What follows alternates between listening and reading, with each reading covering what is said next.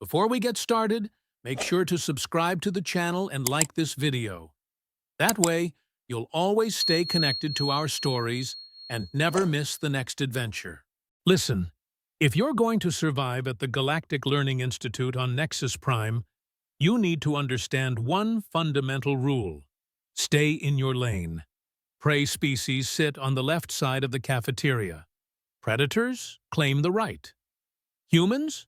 Well, humans get the awkward middle section because, apparently, the galaxy still hasn't figured out what to do with a species that's simultaneously too aggressive to be prey and too squishy to be proper predators. The cafeteria itself was a monument to paranoia. A massive hall spanning 3 football fields with enough space to fit 2,000 students from 800 different worlds. Holographic barriers hummed between sections, not quite solid enough to stop someone determined, but present enough to remind everyone, we don't trust each other. Not really. Sure, everyone smiled and nodded during interspecies cooperation lectures, but come lunchtime, the masks came off, and species clustered with their own kind like magnetic particles sorting themselves out. Freya had been attending Nexus Prime for 2 cycles now, studying xenobiology because apparently she hated having a simple life. She'd grown used to the stares, the whispers, the way conversations died when she walked past certain tables. Humans were still the new kids on the galactic block, barely 3 generations into space travel, and most alien species looked at them like unpredictable wild cards. Too emotional, too impulsive, too human. Which was exactly why, on that particular afternoon, Freya was sitting alone at table 63, unwrapping her homemade lunch while the rest of the cafeteria buzzed with the controlled chaos of 1,000 different species trying not to start an interstellar incident over lunch seating. Her sandwich was simple, actual Earth wheat bread, because she'd paid an absurd amount of credits to have it shipped from home, real turkey, lettuce that was only slightly wilted, and mustard. Next to it sat apple slices, already browning at the edges despite the preservation film, and a small container of chocolate chip cookies her mom had baked and vacuum-sealed before Freya left for the semester. She took a bite of her sandwich, savoring the taste of home when she felt it. Eyes, not the usual curious glances from passing students wondering what bizarre thing the human was eating today. This was different. Focused. Intense. The kind of stare that made the hair on the back of your neck stand up and your hindbrain start screaming about being watched by something with more teeth than you. Freya looked up slowly, scanning the cafeteria, and found the source. Across the safety barrier, in the predator section, sat the smallest, fluffiest, and most pathetic-looking apex predator she'd ever seen. The Quillith cub couldn't have been more than the equivalent of a human 6-year-old. Its crystalline fur, which should have been shimmering with confident blues and greens, was a dull, listless gray. 6 eyes, arranged in 2 rows of 3, were locked onto Freya's lunch with an intensity that would have been terrifying if the creature wasn't so obviously, heartbreakingly alone. Quillith were legendary. Wolf-like in build but twice the size when fully grown, with fur that wasn't really fur at all, but millions of tiny crystal filaments that changed color based on emotion and environmental factors. They had retractable claws that could slice through starship hull plating, jaws strong enough to crush bone, and a pack mentality so fierce that insulting one Quillith meant fighting all of them. This little one sat by itself at a table clearly meant for 8, its crystalline coat rippling between gray and a sickly yellow that Freya's xenobiology textbook had labeled as extreme distress or isolation. Their eyes met. The cub's fur flickered, just for a moment, to a hopeful orange. Freya looked down at her sandwich, then back at the cub, then at the holographic barrier between them with its 17 posted warnings about maintaining species separation during mealtimes. She thought about her textbooks, her safety training, the 3 separate orientations that had all emphasized in increasingly stern tones that humans should absolutely not interact with predator species without proper supervision and safety protocols. Then she thought about being 8 years old, new at school, sitting alone in the cafeteria while everyone else had their friend groups and inside jokes. "This is stupid," she muttered to herself, which was usually what she said right before doing something spectacularly stupid. She picked up one of her chocolate chip cookies, checked to make sure no faculty members were watching, and tossed it over the barrier. The holographic field rippled as the cookie passed through. Time seemed to slow. The cookie arced through the air in a perfect parabola, tumbling end over end, and the cub's 6 eyes tracked it with the precision of a targeting computer. It snatched the cookie out of the air with reflexes that reminded Freya exactly why Huolith were apex predators. The cookie disappeared into its mouth in one bite, and the cub's entire body went rigid, eyes wide, fur exploding into a brilliant, shocked gold. For 3 heartbeats, neither of them moved. Then the cub made a sound somewhere between a purr and a whimper, and its fur shifted to the most vivid, delighted pink Freya had ever seen. It shuffled closer to the barrier, not quite touching it, but clearly wanting more. "Oh, you've got to be kidding me," Freya whispered, but she was already breaking off half of her sandwich. "This is how I die. Expelled for feeding the wildlife. My mom's going to kill me before the Quillith do." She tossed the sandwich half over the barrier. The cub caught it, devoured it in 3 massive bites, and made that purr-whimper sound again. Louder this time. Its tail, a magnificent crystalline plume, started wagging so hard its entire back end shook. Freya couldn't help it. She laughed. That was, apparently, the signal for the universe to remind her that actions have consequences. "Human," a voice said from behind her, cold and precise.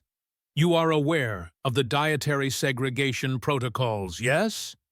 Freya turned to find a Mentaleth student looming over her table. The Mentaleth were telepathic, prey species, and deeply, philosophically opposed to anything with sharp teeth.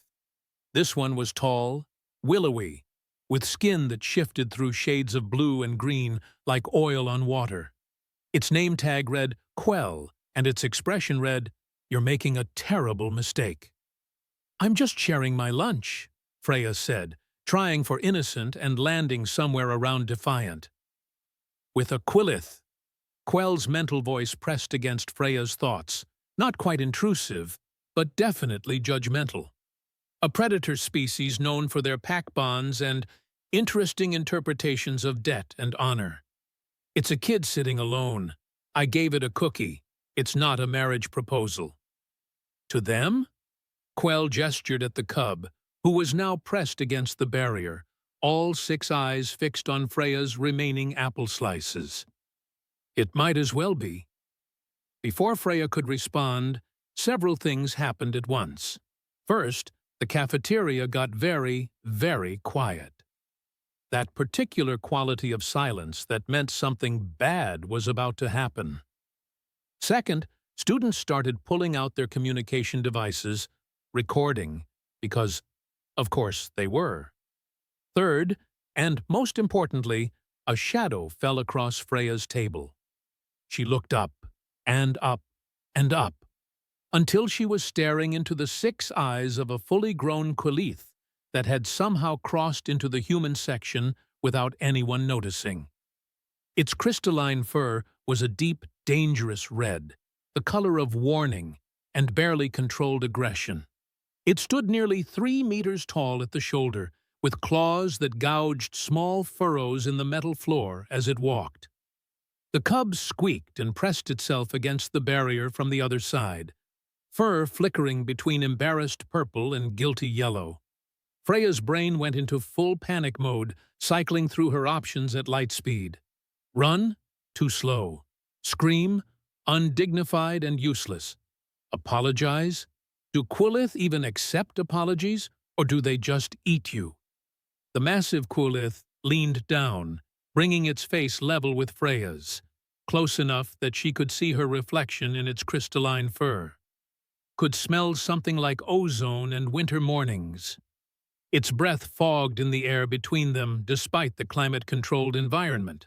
It looked at Freya, then at the cub, then at the remaining food on Freya's tray. Then it made a sound, a series of clicks and rumbles that Freya's translator struggled to process. The closest approximation that appeared on her heads-up display was observing, acknowledging, approving. The red in its fur softened to a warm amber. It touched its massive head to the barrier where the cub sat, a gesture so gentle it made Freya's heart ache. Then it looked back at Freya, made another clicking sound that translated as "Pack remembers kindness," and turned to leave. The cub's fur exploded into happy pink again, and it made a sound that was definitely a goodbye, mixed with a promise. The adult Quillith, who Freya would later learn was called Fang, paused at the edge of the human section. It looked back one more time, its 6 eyes meeting Freya's 2, and its fur rippled with colors she didn't have names for. Then it was gone, leading the cub back to the predator section with a tail swish that seemed almost amused. Freya sat frozen for a full minute, her heart hammering, adrenaline making her hands shake. Around her, the cafeteria slowly returned to normal volume, conversations resuming with an undercurrent of excited gossip. Quell was still standing beside her table, and if Freya wasn't mistaken, the Mentaleth looked actually impressed. "You just fed a Quillith cub and survived an adult's inspection. Humans are either the bravest species in the galaxy or the dumbest. I haven't decided which." "Can't it be both?" Freya managed, her voice only shaking a little. "Unfortunately for the rest of us," Quell said, something almost like respect in their mental tone, "I suspect it can." Freya looked down at her decimated lunch, at the 2 remaining apple slices and 1 lonely cookie. She wrapped them up carefully, suddenly not hungry anymore, her mind replaying that moment when Fang's eyes had met hers. Pack remembers kindness. "It was just lunch," she whispered to herself. "Just sharing lunch with a lonely kid, that's all." But as she gathered her things and headed to her next class, she couldn't shake the feeling that she'd just done something that would have consequences far beyond a shared sandwich and some cookies. She had no idea how right she was.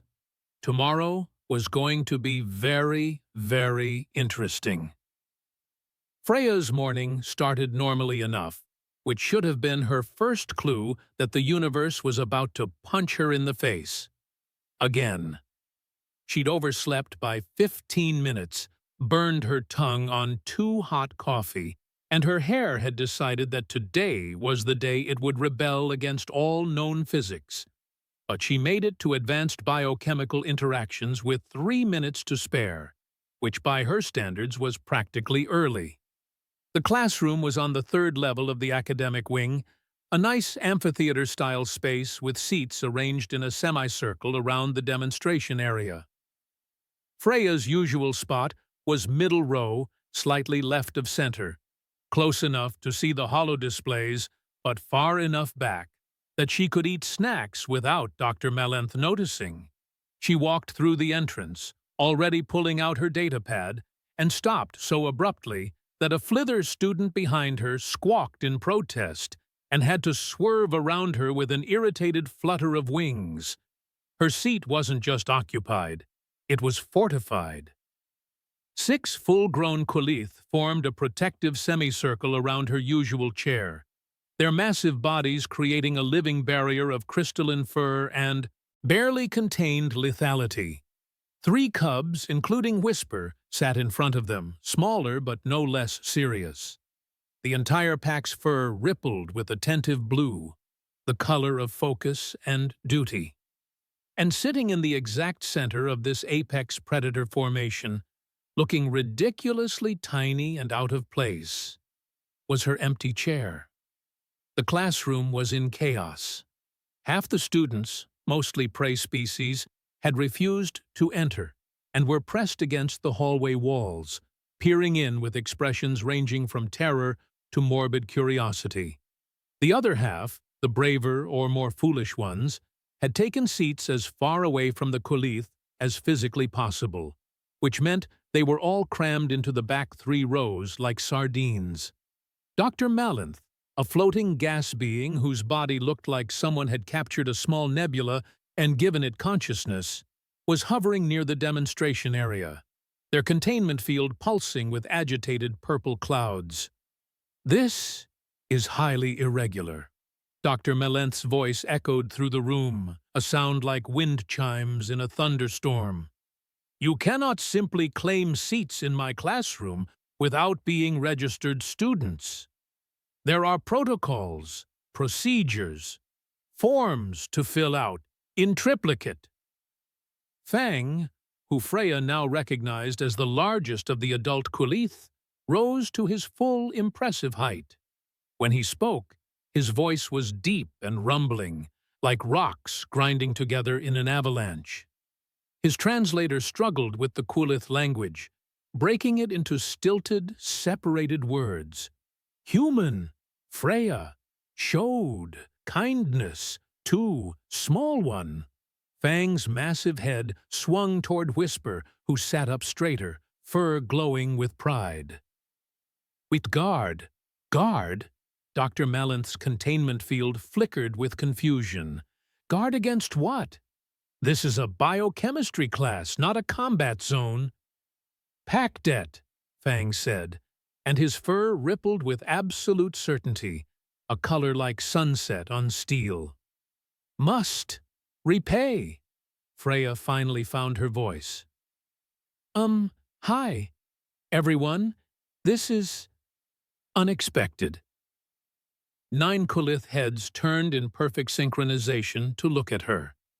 18 eyes, ranging from cub-curious to adult-protective, locked onto her with an intensity that made her want to either run or hug something. Possibly both. Whisper made an excited, chirping sound, and his fur went bright, happy pink. "Freya," Dr. Malanth said, and there was a note of desperate hope in their wind chime voice. "Please tell me you can explain this. Please tell me you have some logical reason why an entire Qulith pack has decided to turn my classroom into a den." "I gave Whisper half my sandwich yesterday," Freya offered weakly. "And some cookies."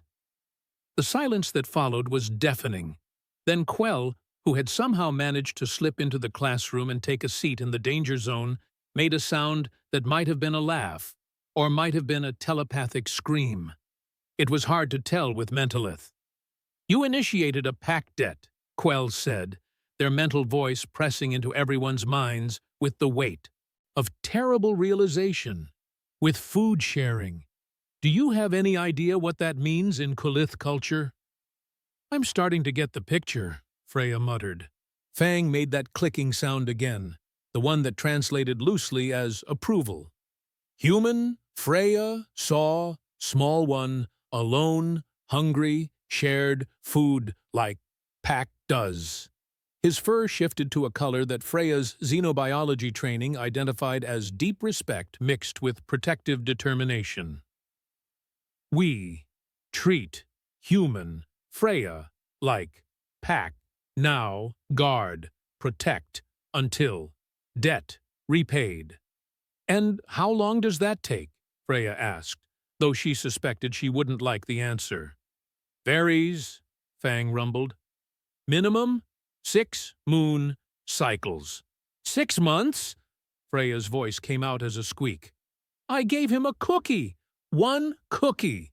Well, okay, 1 cookie and half a sandwich, and some apple slices. But still, pack-det, not about amount, Fang explained patiently, like he was talking to a particularly slow cub.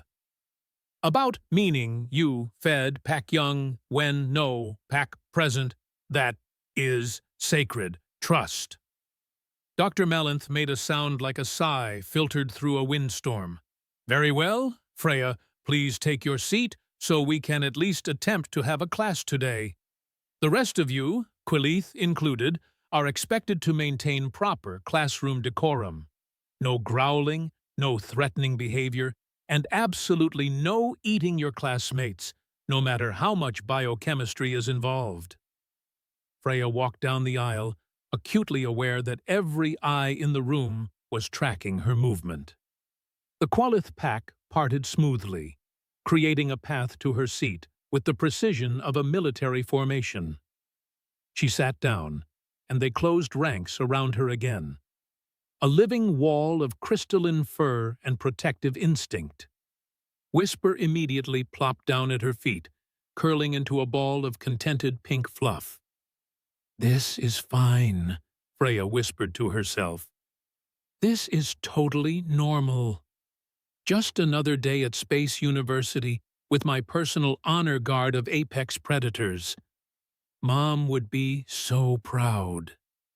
Dr. Malanth began the lecture, something about enzymatic reactions in multicarbon-based life forms, but Freya could barely concentrate. Every time she moved, even slightly, at least 3 Quilith heads would swivel to check on her. When she pulled out her datapad, one of the adult females, her fur a gentle maternal blue, nudged it closer with her snout, helpfully adjusting the angle for better viewing. Class ended 90 minutes later, though it felt like 6 hours. Half the students fled the moment Dr. Malanth dismissed them. The other half lingered, staring, recording, whispering into their communication devices. Freya stood, hoping that maybe, just maybe, this was a one-time thing. The pack stood with her. Oh no, she said. Oh yes, Quell said, appearing at her elbow with the kind of timing that suggested they'd been waiting for maximum dramatic effect. Pack-det means pack protection. Everywhere. All the time. Everywhere? Everywhere.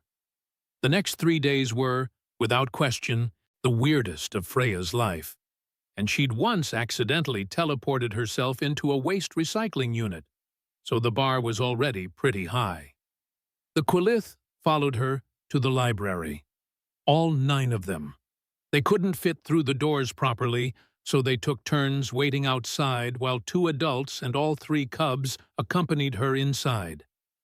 When Freya needed a book from the upper shelves, one of the adults, a male with fur that flickered between scholarly green and protective blue, carefully lifted the book down with his teeth and placed it on her table.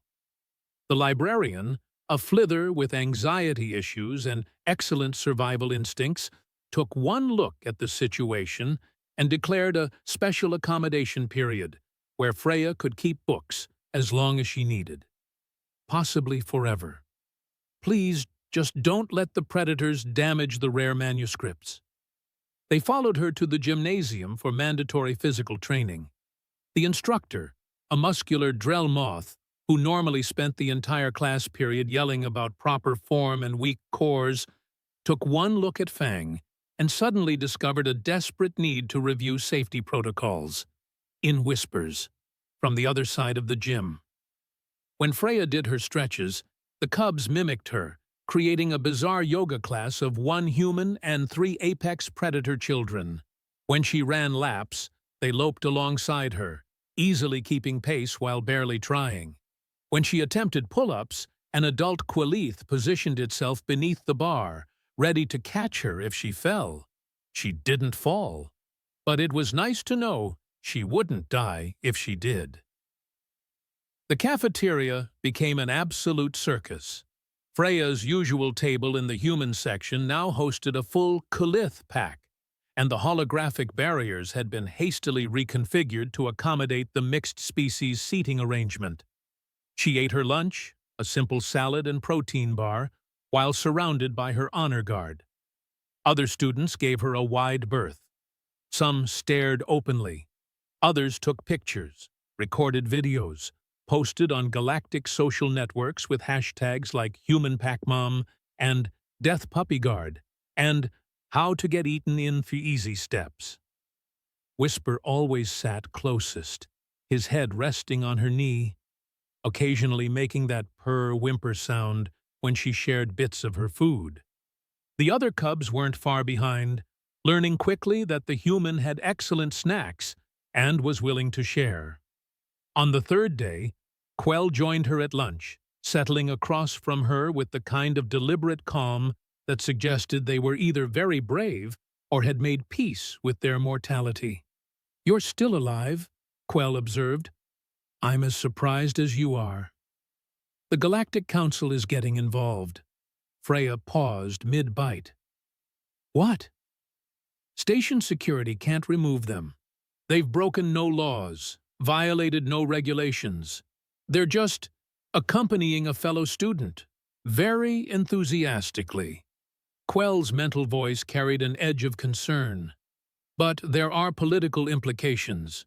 The predator and prey coalitions are both watching this situation very closely." "Because I shared my lunch with a kid?"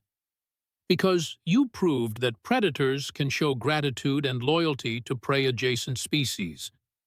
That threatens a lot of carefully maintained power structures."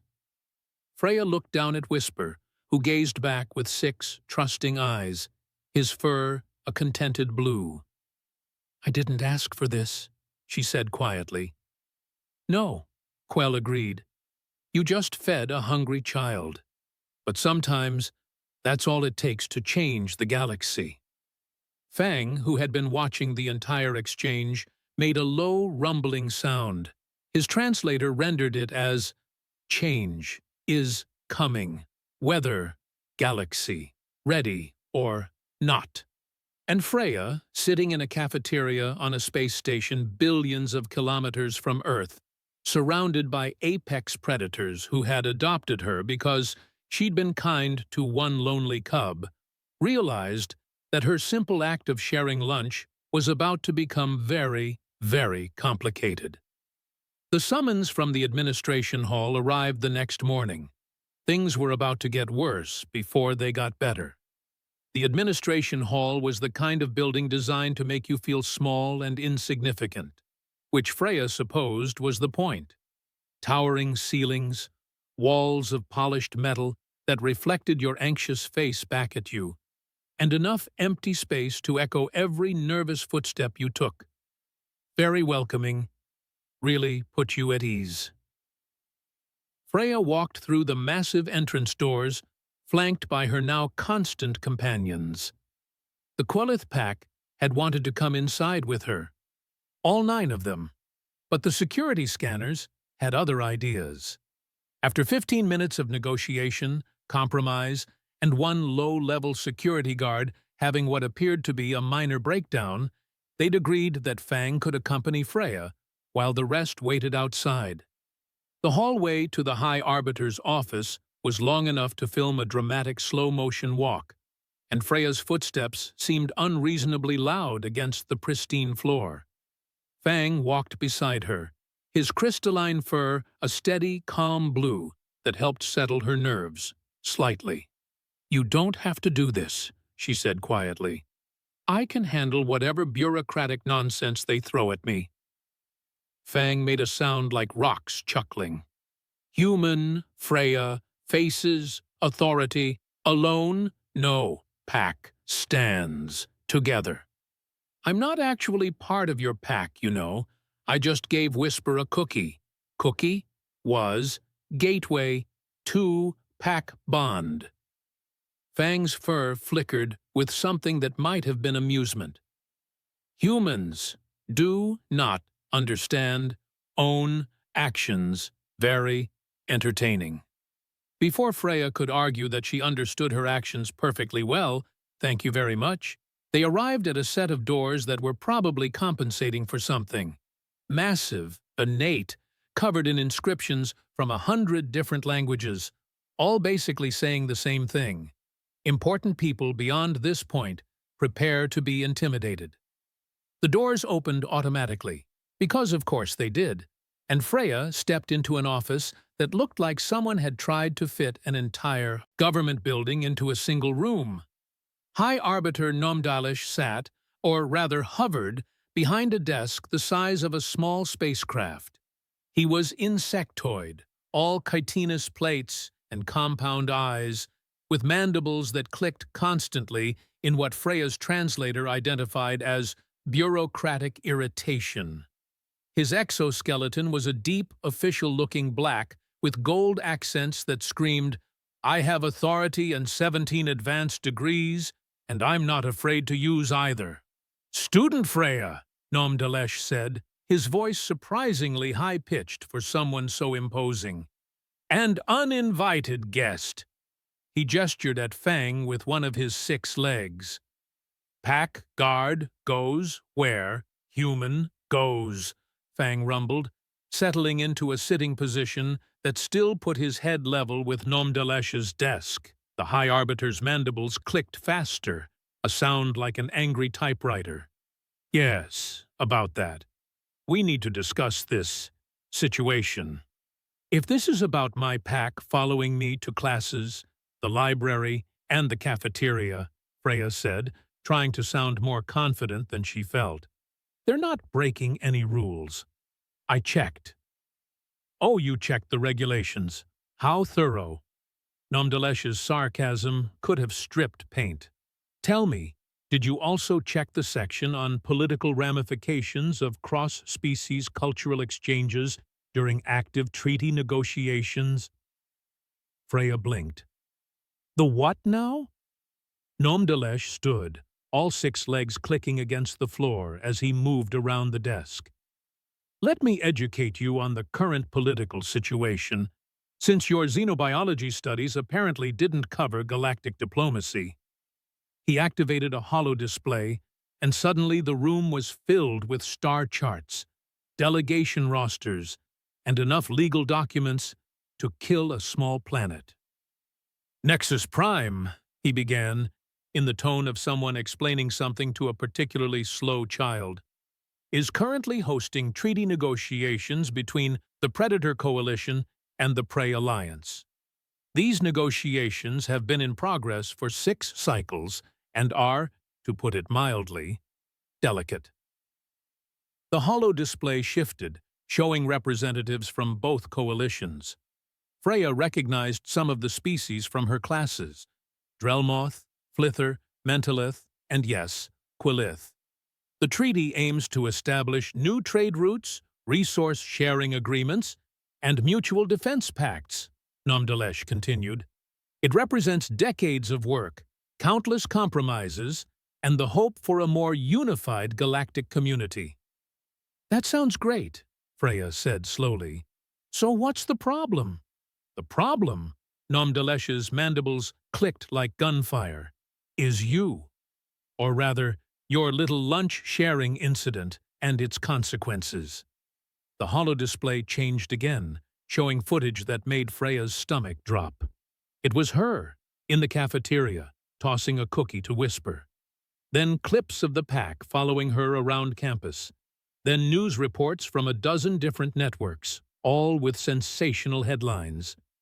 "Predator species shows subservience to mid-tier human," read one. "Quelith pack bonds indicate domestication possibility," claimed another.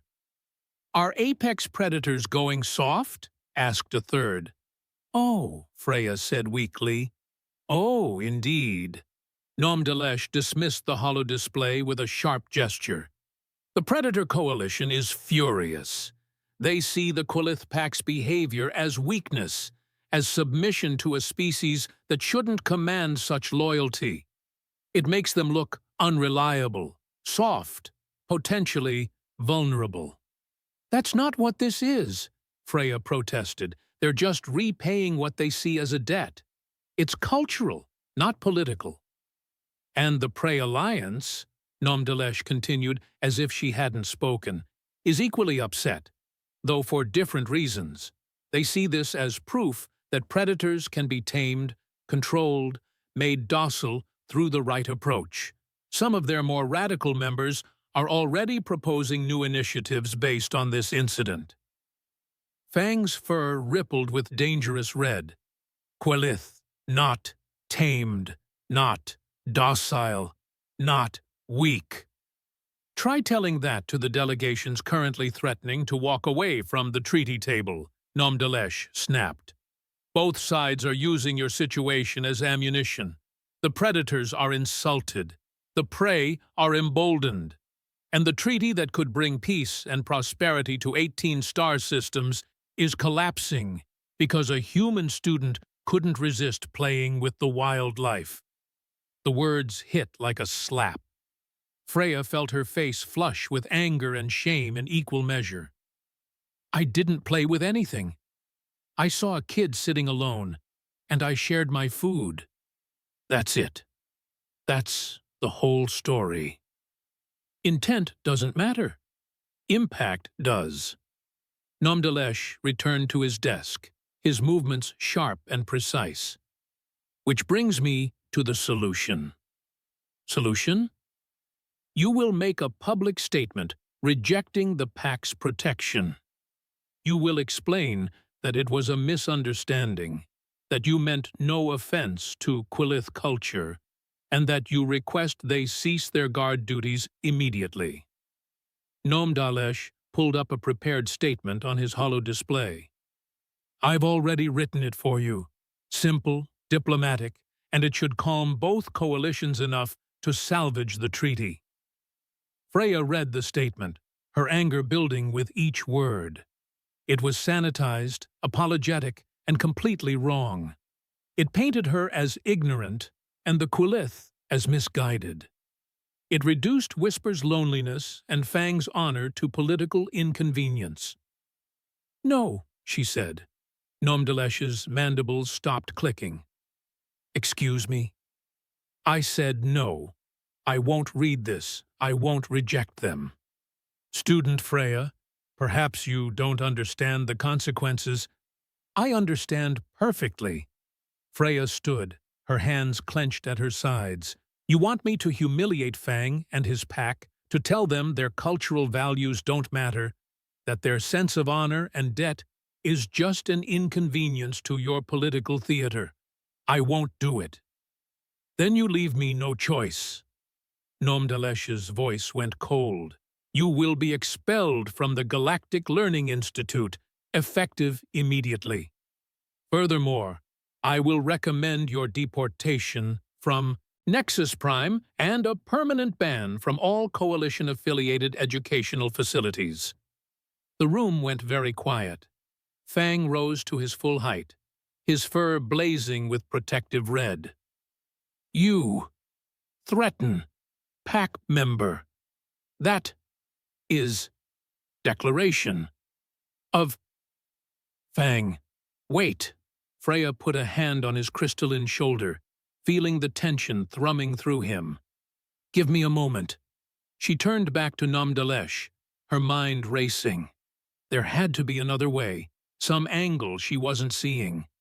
The treaty was important, she understood that. But so was this. Whatever this had become between her and the Quelith pack. An idea began to form, crazy and probably doomed, but better than either surrendering or getting expelled. "What if there was a third option?" she said slowly. Nomdalesh's compound eyes fixed on her. "I'm listening." "What if this isn't about weakness or control? What if it's about something both coalitions claim to want, but never actually practice? Which is mutual respect between species." Freya felt the idea solidifying as she spoke. "Think about it. The whole treaty is based on the concept that predators and prey can coexist, can work together can build something better than constant conflict.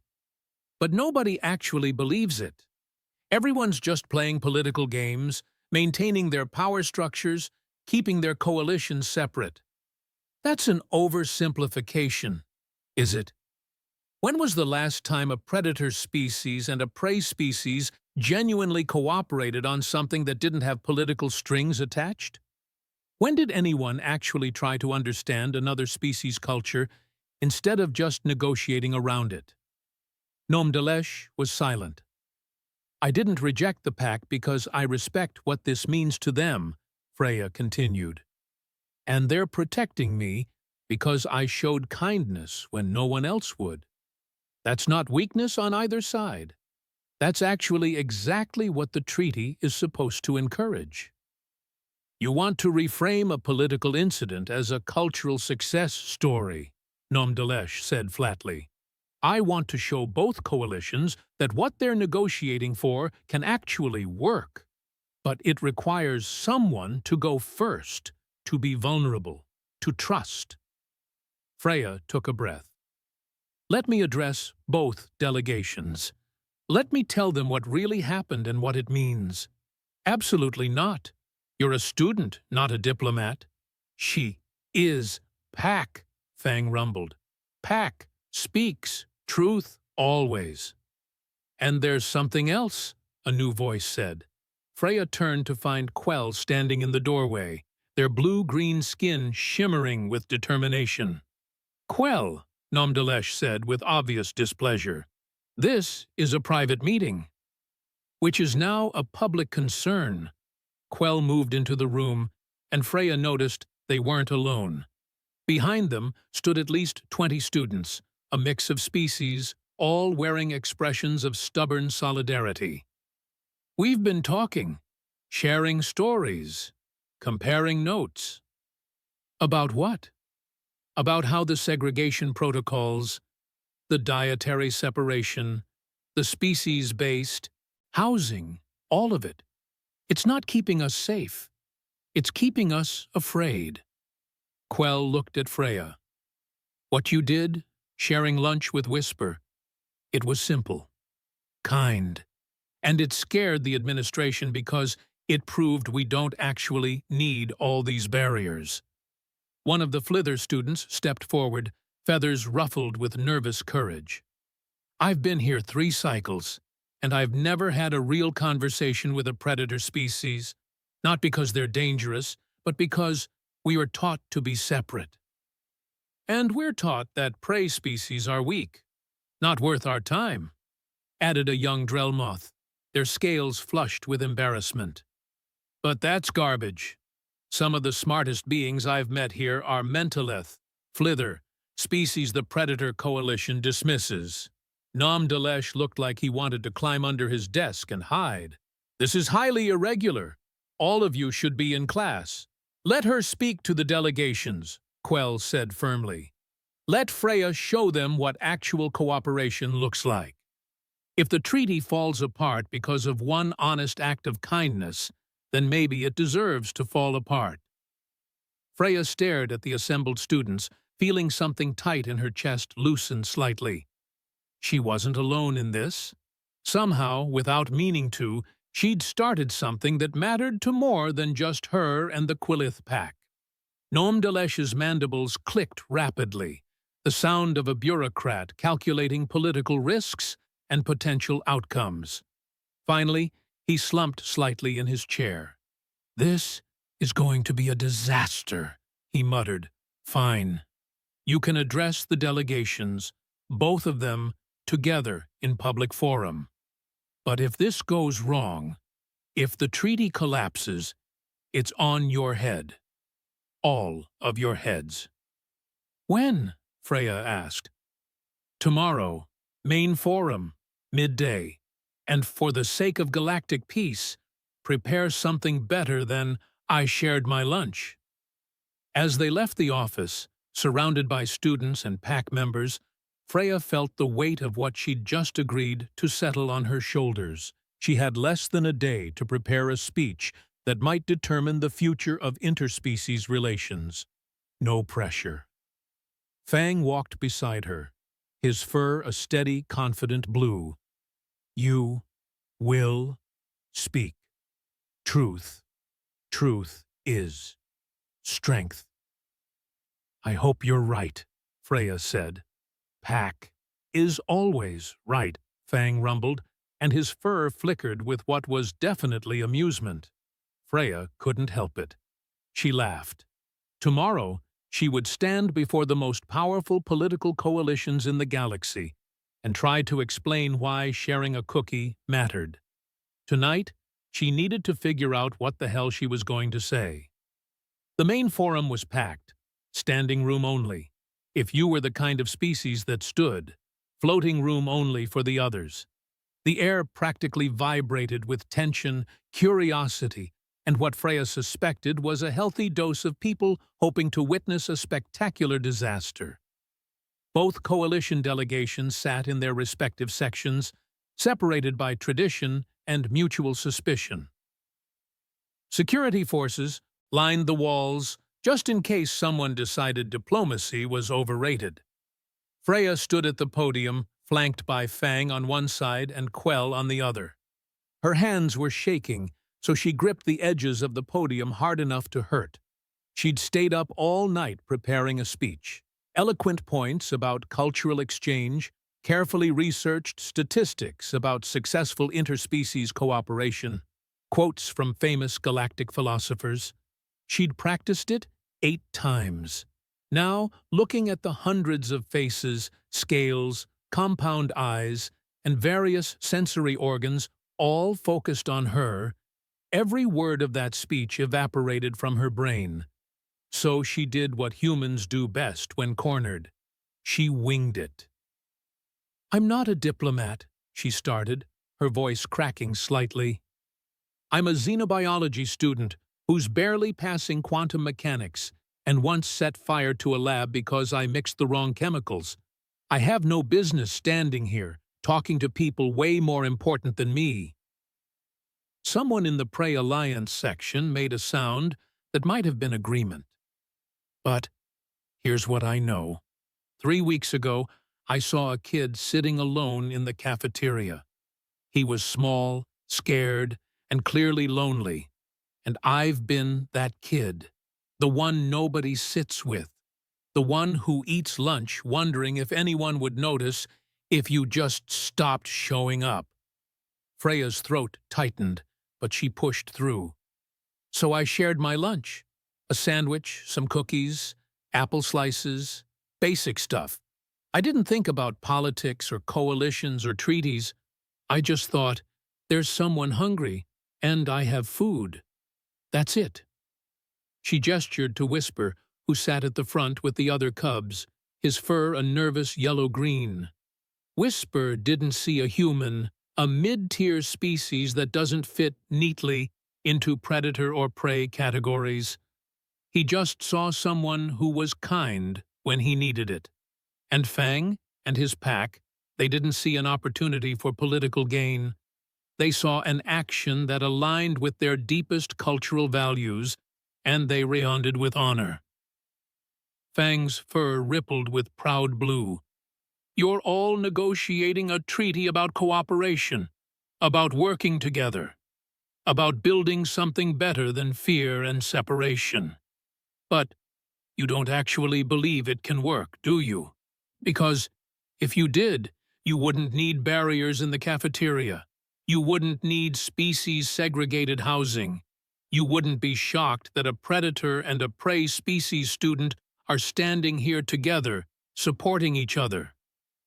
Quell's skin shimmered with determined green. "I'm not saying the barriers should come down tomorrow. I'm not saying centuries of evolution and instinct can be ignored. But maybe, just maybe, we could start small. Share a meal, have a conversation.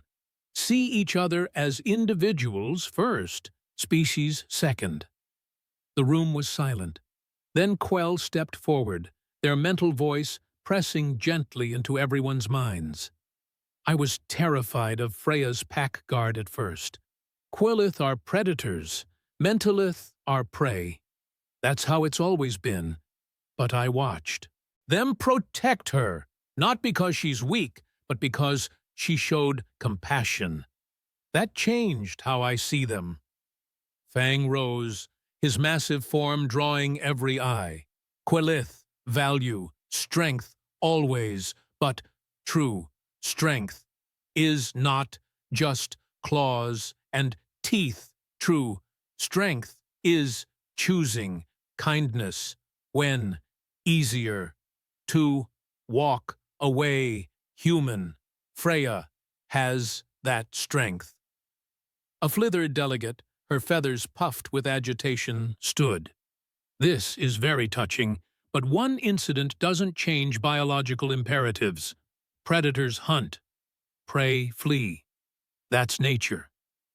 Nature, Freya said quietly, also gave humans barely any claws, pathetic teeth, and skin that sunburns if we look at a star wrong. By nature's standards, we should be extinct. But we're not, because we adapted. We cooperated. We chose to be more than our biology dictated. She pulled out her lunch bag, the same one she'd carried that first day. From it, she took out a cookie, walked to the barrier between the coalition sections, and held it up. This is a chocolate chip cookie. My mom made it. It's just flour, sugar, chocolate, and love. No politics, no hidden agenda, just food meant to be shared. She broke the cookie in half, offering one piece toward the Prey Alliance, one toward the Predator Coalition. For a long moment, nobody moved. Then a young Drellmoth delegate, scales flushed with courage, stood and walked forward. He took half the cookie, examined it, then ate it. His expression shifted to surprise. "That's actually good," he said. A Flither student, one who'd been in the hallway watching that first day, fluttered down and took the other half. She nibbled it cautiously, then chirped with delight. And just like that, the dam broke. Students started moving toward each other, crossing the invisible lines that had always kept them separate. Not all of them, not even most of them, but enough. Enough to matter. The delegations watched, some with horror, some with hope, some with expressions too complex to read. High Arbiter Nomdalesh, watching from the administrative section, made a note on his data pad. The treaty wouldn't be signed today, but maybe, just maybe, it wouldn't completely fall apart either. Freya returned to the podium, her heart hammering. "I can't promise this will be easy," she said. "I can't promise everyone will get along. But I can promise that if a human with anxiety and a Quillith cub can bridge the gap over a cookie, then maybe the rest of you can too. Start small, share lunch, learn a name, see what happens." She stepped back, convinced she'd just delivered the most awkward, rambling speech in diplomatic history. The applause started slowly, then built. A wave of sound from dozens of different species, each clapping or clicking or humming in their own way. Whisper bounded up to her, fur blazing happy pink, and head-butted her leg with enough force to nearly knock her over. Fang touched his massive head to hers gently, a gesture of pack approval. Quell's mental voice whispered privately, "Not bad, for a human who set a lab on fire." Weeks later, the cafeteria barriers were still there, but students sat closer now, ventured across the lines more often. A shared lunch program started, voluntary and small, but growing. The treaty negotiations continued, slower but steadier, with a new clause being drafted. The Freya Protocol, encouraging cultural exchange at the individual level. And in the cafeteria, at table 63, a human sat with a Quillith cub on one side and a Mentalith student on the other. When a nervous Flither approached, asking if the seat was taken, Freya smiled and pushed out a chair. "Always room for one more.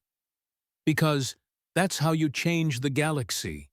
Not with grand speeches or political maneuvering, but with small acts of kindness, one shared lunch at a time. And if there's one thing humans excel at, it's being beautifully, chaotically, impossibly kind when the universe least expects it.